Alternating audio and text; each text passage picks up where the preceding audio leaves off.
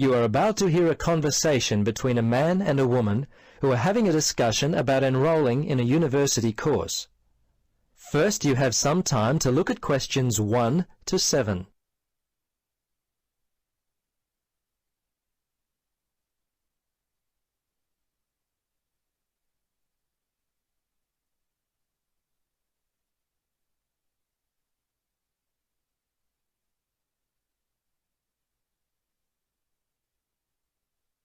Now, listen carefully and answer questions 1 to 7.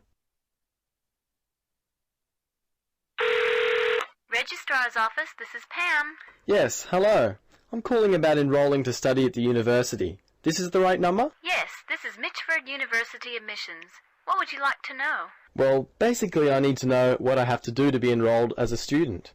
You see, I'm currently studying education at another school. I've just finished my first year, but I'm not really enjoying it.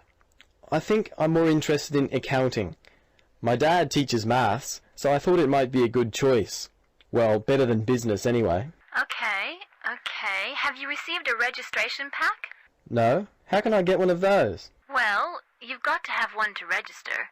You can enroll at the university at any time after you receive a registration pack. These are usually available from September for first-year and transferring students, and from November for returning students. On the basis of the information contained in the registration pack, you should attempt to make a firm choice about which courses to study before completing your form. I see. So I've only got a month to get my registration pack in. Can you send me one? Sure. If you are close to a high school, the registration pack and university prospectus are available from the Careers Advisor. Would that be helpful? Well, the closest school's too far away and I haven't got a car. Are there any other ways you can send it to me? Well, for prospective students who have already left school, the registration pack and prospectus are available from the university information line. But that might not be of help for you? No, not really. I'll tell you what. Why don't you give me your contact details and I'll send a pack out to you. At least that would be a start. Okay, sounds good. Right. Firstly, what's your name? Richard Dreyfus. That's D-R-E-Y-F-U-S. Your address there, Richard? Unit 12, 15 Sportsman Avenue. That's S-P-O-R-T-S-M-A-N, Mermaid Beach. 4554. And your telephone? Yes, I won't give you my home. Mobile's best. 0414. Hang on a minute, I don't call myself usually. I think it's 0414 658 339. Yes, that's it. Okay, now, do you have email? Yes, I do. It's Dreyfus, my last name, at igo. That's IGO.com. All lowercase letters, of course. Before you listen to the rest of the conversation, you have some time to look at questions 8 to 10.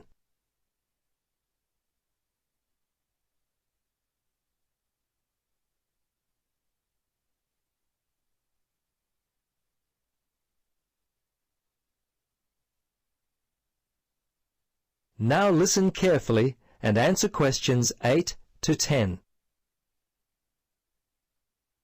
Okay, that looks fine. Now, do you have any questions for me? Yes, I've got a friend who is interested in studying at the university. I'm not sure what would be best, the best way for him to register.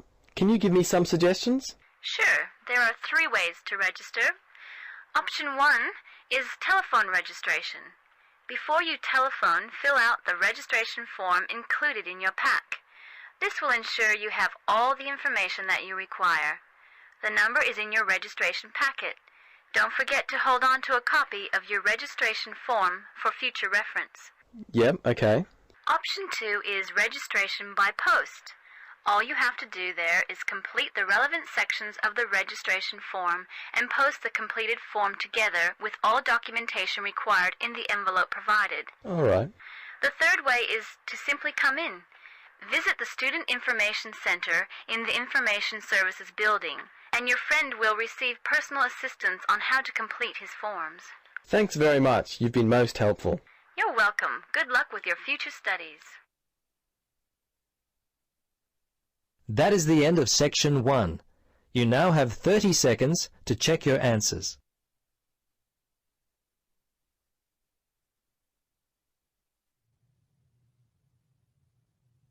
Now listen carefully and answer questions 11 to 17. Good morning, everybody, and welcome to Upton University. I hope you are settling in and beginning to find your way around. I know how confusing it can be when you start life at university, and that's why we have Freshers Week to help you find your feet. Before I go any further, I should perhaps introduce myself. My name is Sally Jackson, and I am the Secretary of the Students' Union, which has organized this week of events for you. You will usually find me in the office on the first floor of this building when I'm not attending lectures. Anyway, down to business. Of course, there are a few things that you are obliged to get done during your first week here. But once you've opened a bank account, if you haven't got one already, seen your director of studies to discuss which courses you are going to take, and signed up with a doctor, there will be plenty of time left to enjoy the events we have arranged for the week. And have we got a lot lined up for you? Throughout the week from Monday to Friday, every morning starting at 10 a.m., there will be orientation and welfare events. These will include tours of the campus, which, as you have probably noticed, is the size of a small town with 9,000 residential students, as well as sessions on developing study skills. We also have tours of Upton itself arranged for you, with a bus leaving from outside this building every afternoon at 5 o'clock. There are a number of interesting things to do and see in and around Upton, so you can expect visits to the castle and museum as well as the popular Ghost Walk. You'll need to sign up for this one, as numbers are limited. Just put your name on the list on the notice board in the entrance lobby. An important event is scheduled for Monday, that's the day after tomorrow, when we will be holding the academic fair. This is an opportunity for you to speak to students and academic staff about the courses that are on offer. The academic fair starts at 1 o'clock, by the way. There are a couple of other fairs that I think will interest you. First of all, we have the Societies Fair on Tuesday the 16th, which I think is an absolute must. You might not believe it, but the university has over 150 societies and sports clubs you can sign up for, so you are sure to find something of interest to you. That also starts at 1 o'clock, and it will be here in the Union Building. Also in this building is the Trade Fair on Wednesday from 2 until 5 in the afternoon. This one might sound a bit strange because you will find a load of banks and other businesses here trying to get your custom. You will find plenty of bargains and, best of all, a lot of the businesses give away stuff for free. Before you hear the rest of the talk, you have some time to look at questions 18 to 20.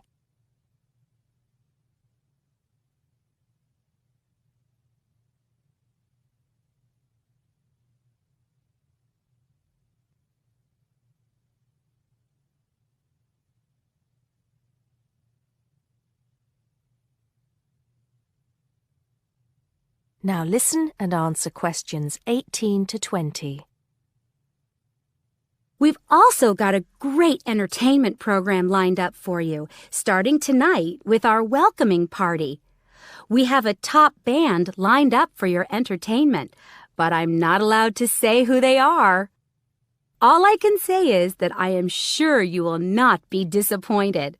So come along to Blackmore Hall at 9 o'clock this evening to get your university experience off to a flying start. Just one point. I'm afraid this event is limited to freshers only. Because of space restrictions, you can't bring a friend tonight. Sorry about that. There's more fun and games on Monday in the Cotswold Theater here on campus. We have booked two of the cleverest comedians in the country, Paul Frazier and Jenny Brown, for a 3-hour show. Paul has assured us that he and Jenny have packed the show with new material, and as they always get rave reviews for their shows, I think we can look forward to an evening of great entertainment. That's in the Cotswold Theater on Monday evening at 7:30. Moving along a bit, on Thursday there is an important date for your diaries. This is the official Freshers opening ceremony, when the Dean welcomes you to Upton University.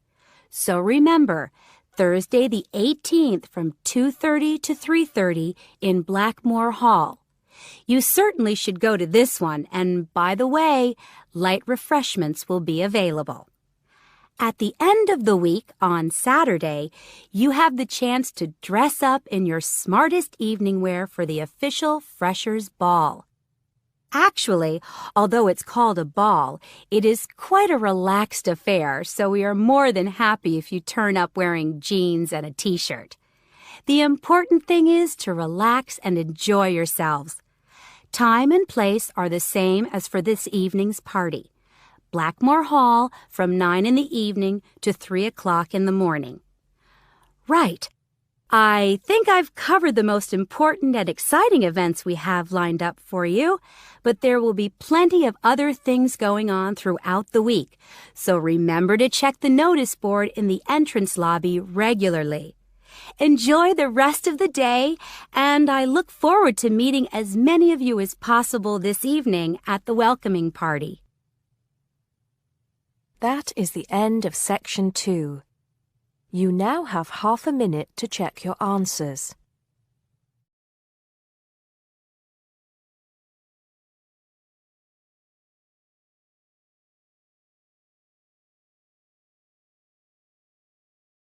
Now turn to Section 3. Section 3.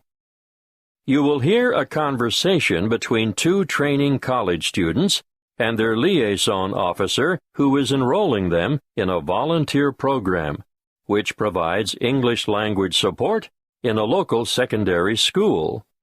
First, you have some time to look at questions 21 to 25.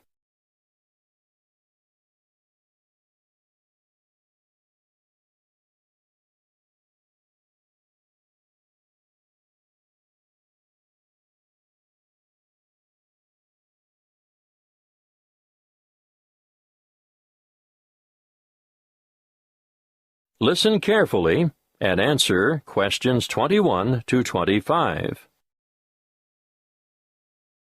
Come in and sit down, Lester. Sharon, I can see you're keen to know more. To start with, I'd just like to say that we value volunteers highly and recognize their importance and assistance in the provision of quality education. Thank you. We're looking forward to helping out. But what exactly can we do? Volunteers can undertake a range of tasks. In general, they enrich the English language program and complement the contributions of salaried staff members. Yes, but what would we do specifically? Oh, a variety of tasks. For instance, you can tutor individual students in reading. I thought that might be the case. But you can also help students edit their written responses. Great. Is that also a one-on-one activity? Oh, yes, definitely.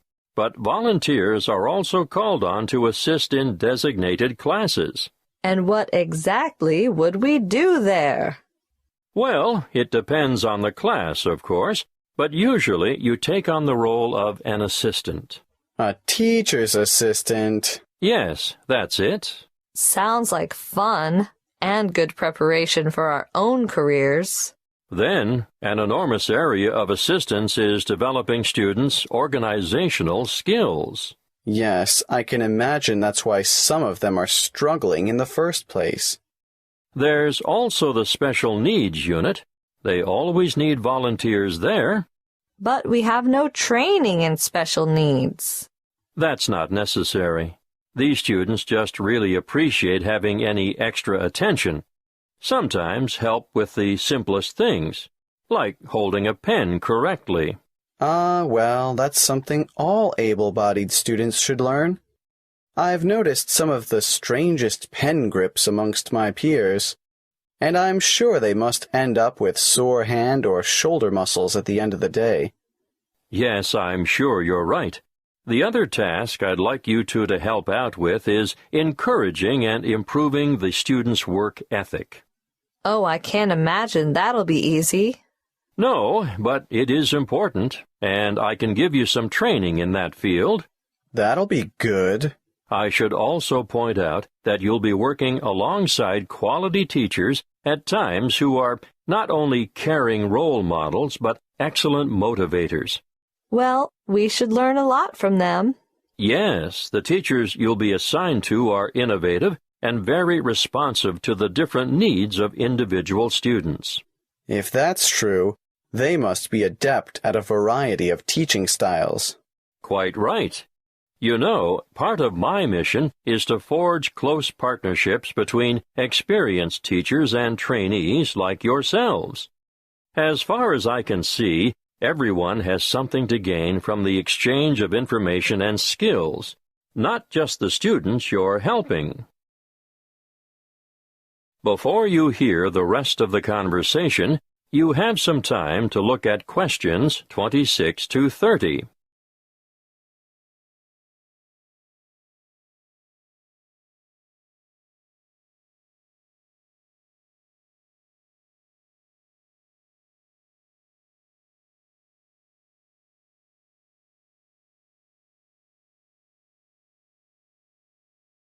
Now listen and answer questions 26 to 30. There are a number of interesting developments going on at the moment, and I've chosen you two because of your varied academic backgrounds. Now you, Sharon. I majored in business studies before I came to Teachers Training College. Yes, exactly. Well, I've always been more interested in science, marine biology in particular. Yes, I think it's quite exciting. The school you're going to assist at is augmenting the number of vocational learning experiences offered within its subjects.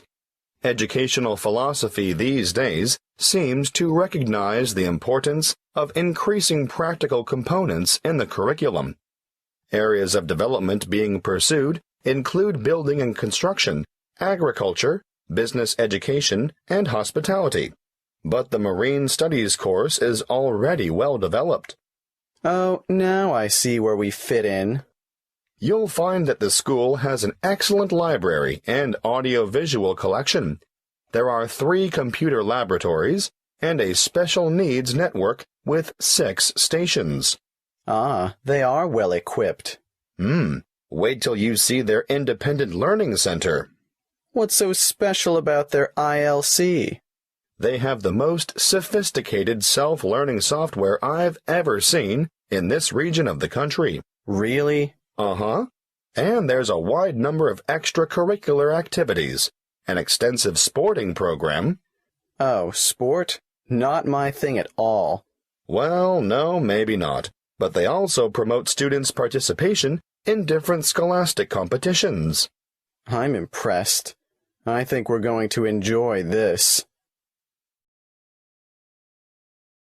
That is the end of Section 3. You now have half a minute to check your answers.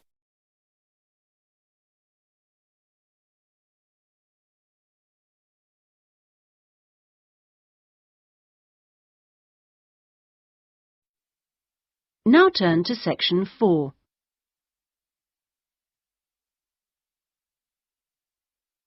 Section 4. You will hear a student giving a presentation about a project on household waste recycling. First, you have some time to look at questions 31 to 40.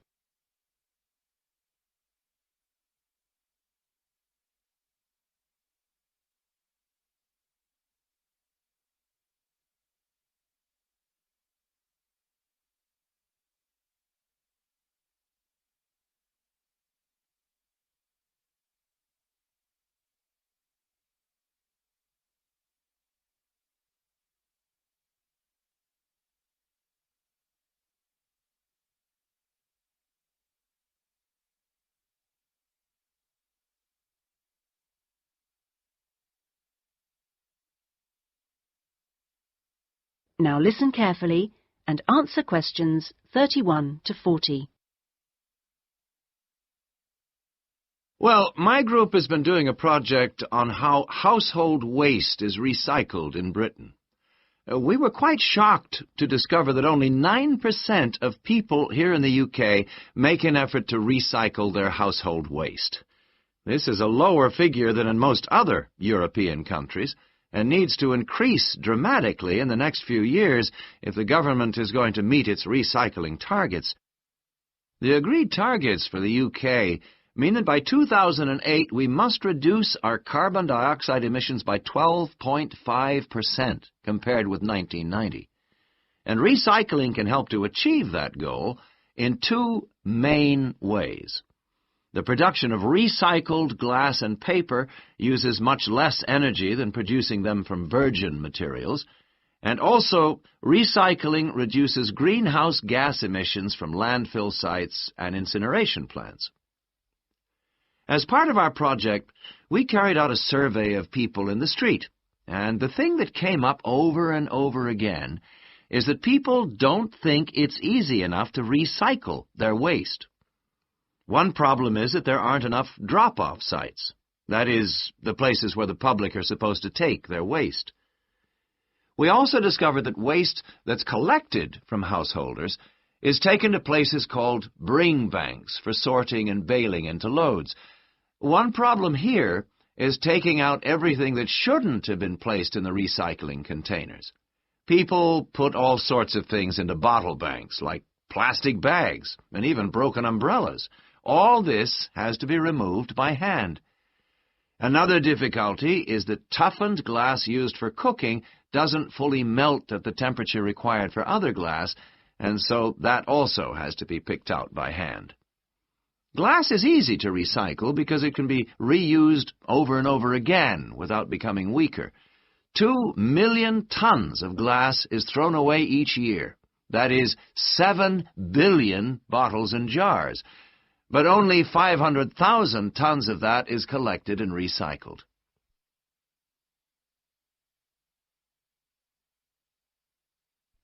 Oddly enough, half the glass that's collected is green, and a lot of that is imported, so more green glass is recycled than the UK needs.